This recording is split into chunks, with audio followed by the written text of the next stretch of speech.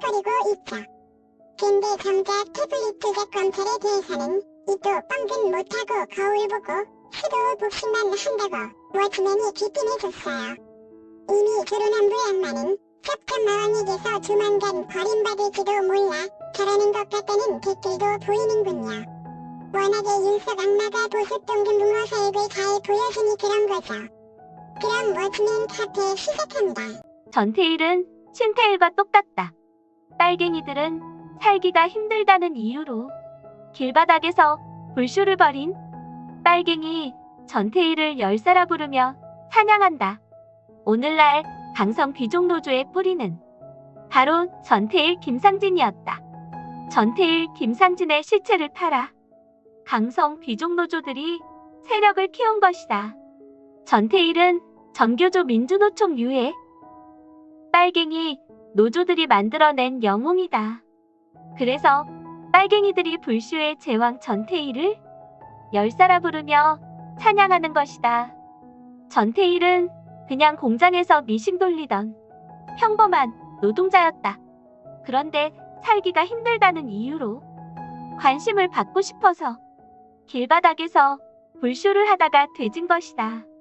조그마한 방에서 하루에 10시간 이상씩 일하는 건 전태일뿐만 아니라 다른 사람들도 다 했고, 그 당시 물가로 보면 전태일의 봉급은 꽤 높은 편이었다. 박정희 대통령은 결코 노동자들의 인권을 탄압한 적이 없고, 오히려 공돌이 공순이들을 위해서 야간 학교까지 만들어주셨을 정도로 청소년 노동자들을 사랑하셨다. 박정희 정권 시절 노동자들의 임금은 계속 상승하고 있었고, 열악한 노동 환경은 경제가 성장하면 자연스럽게 개선되는 것이다. 그때 월남 참전용사, 하독 광부 간호사, 중동 근로자분들은 전태일보다 훨씬 더 열악한 환경에서 일하셨음에도 불구하고 자살하지 않고 후손들을 위해 끝까지 버티셨다. 전태일은 장시간 노동에 시달리기는 했어도 말이 통하는 대한민국 땅에서 높은 봉급을 받으며 일했지만, 월남 참전용사, 하독 광부 간호사, 중동 근로자분들은 말도 안 통하는 머나먼 이국 땅에서 봉급도 제대로 못 받고 일하셨다. 지금도 월남 참전용사분들이 받는 혜택은 국가 발전에 기여한 게 아무것도 없는 5.18 세월호 유공자들에 비해 턱없이 부족하다. 전태일의 분신 자살은 열악한 노동 환경 개선이 목적이 아니라 그냥 자신의 삶을 비관한 것이었다. 월남 참전용사이신 지만원 박사님께서는 전태일의 타살 의혹을 제기하셨다. 전태일이 김일성이 보낸 자객에 의해 빨갱이들의 시체 장사 소모품으로 희생되었다는 것이다. 나는 지만원 박사님의 이 같은 주장이 거의 100% 옳다고 확신한다. 전태일은 그냥 관심받고 싶어서 분신 자살을 한 것이고, 만약 전태일이 타살당했다면 그 배후는 100% 김일성이다. 전태일 빠들은 박정희 대통령이 노동자들의 인권을 탄압했다며 박정희 대통령을 욕하지만, 후손들을 생각하며 그 당시에 전태일보다 훨씬 더 열악한 조건에서 베트콩들과 맞서 싸우신 지만원 박사님께서는 박정희 대통령이 결코 노동자들의 인권을 탄압한 적이 없다고 말씀하셨다. 내 주변에도 빨갱이 전태일의 실체를 모르고 전태일을 따는 인간들이 많다. 전태일은 그냥 요즘으로 치면 신태일 같은 놈이라고 생각하면 된다. 신태일도 전태일처럼 관심받고 싶어서 자동차 바퀴에 발을 집어넣고 라이터로 젖꼭지를 불태우고 전구를 가래떡처럼 씹어먹고 똥 오줌 정액에 밥을 비벼먹고 용접 불똥으로 세수를 하고 젖꼭지에 폭죽을 터뜨리는 등 온갖 관종짓을 다 했다. 전태일이 영웅이라는 빨갱이들의 논리대로라면 신태일도 관종짓 하다가 되지면 유튜버들의 열악한 작업 환경을 개선하기 위해 목숨을 바치신 신태일 열사님이라고 부르며 칭송해야 한다. 전태일이 불쇼를 벌인 1970년 11월 13일은 놀랍게도 박정희 대통령의 생일 하루 전날이었다.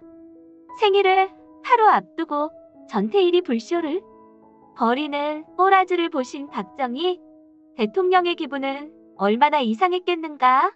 전태일의 불쇼 이후 노동계가 완전히 빨갛게 물들어 버렸다. 나는 노조 경영을 실천한 이병철 삼성그룹 회장을 존경한다. 이병철 회장은 전라도 공산주의 강성 귀족노조를 매우 싫어했던 애국 기업인으로 대한민국의 CEO들이 보고 배워야 할 인물이다.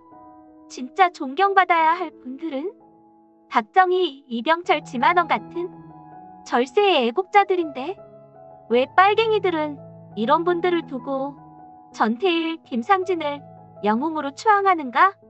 이명박이 서울시장 재임 시절 조성한 전태일 거리도 당장 철거하고 전태일 기념관 동상도 당장 철거하라. 강성 귀족노조를 뿌리 뽑고 국가 경제를 살리기 위해서는 빨갱이들이 만들어낸 전태일 신화를 제거해야 한다. 2018년 04월 01일 운즈맨 도미니언 개표 시스템이 어떻게 부정선거에 개입했는지? 한국의 사기 탄핵, 부정선거와는 어떤 차이가 있나? 지금까지의 보도 내용을 정리해서 도미니언 개표 시스템이 부정선거에 어떻게 개입되었는지 잘 알려주는 유튜브입니다. 일반인이 알기 쉽게 정리해주고 있고 이런 내용을 알고 있어야 한국의 총선이 어떻게 부정선거였는지 알게 해줍니다. 지금까지 미국 대선에서 트럼프는 어떻게 준비했고 어떻게 대처하고 있는지를 지켜보면서 한국은 어떻게 해왔나를 보면 안타깝고 속상하지요. 지금 미국 대선을 보면서 한국의 부정선거만을 연상하고 있는 게 대부분의 우파 유튜브들인 것도 문제입니다. 트럼프의 4년 전 연설을 들어보면 특통이 어떤 세력과 싸우고 있는지를 제대로 알 수가 있어요. 그러면 한국의 사기 탄핵은 어떤 세력이 주도했고 어느 세력이 공범이며 어느 세력이 동조자였는지는 이미 우파라면 알고 있지요. 그렇다면 미국의 부정선거를 보면서 한국 이 우파는 누구와 싸워야 할까요? 미국의 부정선거는 딥스테이트와 중공이 개입이고 이들은 한국의 사기 탄핵을 주도한 세력들과 똑같은 일 트럼프의 러시아 스캔들에 이어서 우크라이나 스캔들로 탄핵을 시도했으나 공화당이 단합된 의지와 트럼프의 강력한 리더십으로 처음부터 이들과의 전쟁을 하면서 대비해온 것으로 사기 탄핵을 대응해오다가 이번 대선에서 총체적으로 부정을 저질러서 트럼프를 쫓아내려고 한 것입니다. 한국의 부정선거와도 상당히 유사하지만 그보다는 사기 탄핵과 더 닮은 사기 선거라는 것이지요. 그리고 사기 탄핵을 당하고 그 세력들이 부정선거를 하지 않을 것이란 생각은 너무나 착한 어린이 같은 생각일 뿐이란 걸 인식해야 하는 것 또한 당연한 것이고요. 그러니까 사기 탄핵을 부정하고 부정선거를 말할 수 없는 것이고 사기 탄핵을 인정한다면 부정선거는 당연히 따라서 이해해야 하는 것이지요. 그러면 미국 대선의 최종 결과에서 한국의 우파들은 어떻게 대응해야 할 것인가도 다 있는 것입니다. 사기 탄핵은 이미 상당 부분 팩트로 공격할 수 있게 밝혀졌고 그 주범이 누구이면 공범과 동조 세력 기회주의자 거기에다가 중공의 개입까지 밝혀져 있는 반면에 부정선거는 아직도 정황적 증거들만 밝혀내고 있으며 완전한 증거가 팩트화가 안 되었다는 것입니다. 사기 탄핵과 부정선거 둘 다 한 나라의 근간 흔들어버린 진짜 국정농단이며 헌정지. 설을 무너뜨린 사건이지요. 그렇지만 사기 탄핵에서 비롯된 부정선거.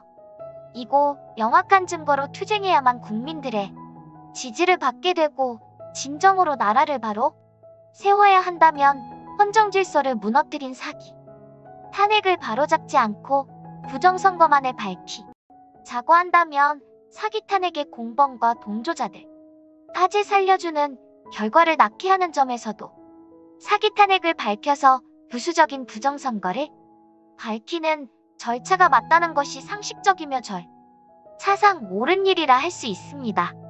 우파 내에서도 부정선거와 사기 탄핵에 대해 각자의 주장을 하고 있지만 누가 옳고 누가 틀린가에 대해서보다 일단은 누가 우파를 분열시키는 자이며 세력인가를 바르게 알고 그들을 배제시키는 일이 우선이라는 것도 알아야 할 것입니다. 여기에 말하지 않은 세력들도 있지만 그들도 역시 이번에 우파의 투쟁에서는 반성과 사과 없이는 배척해야 할 세력들임을 아셔야 하는 것입니다. 혹자는 말하지요. 그들을 배척하면 투쟁은 누가 나서서 할 것이냐고요? 그렇지가 않아요. 우파 국민들 바르게 길을 말해주면 그동안 자신들의 돈벌이 수단을 또 가짜 투쟁을 한 것들보다 100배는 더 난 인재들 많고 더 많은 우파 국민들이 어나 투쟁할 수 있으니까요. 그런데도 이렇게 주장하고 있는 우파 내에 어떤 세력도 어느 누구도 찾아볼 수가 없다. 게 안타깝네요. 워치맨 카페 오늘은 여기까지네요. 그럼 잠시 후 오후 6시 45분 태극 전사 캐릴라맨에서 봐요.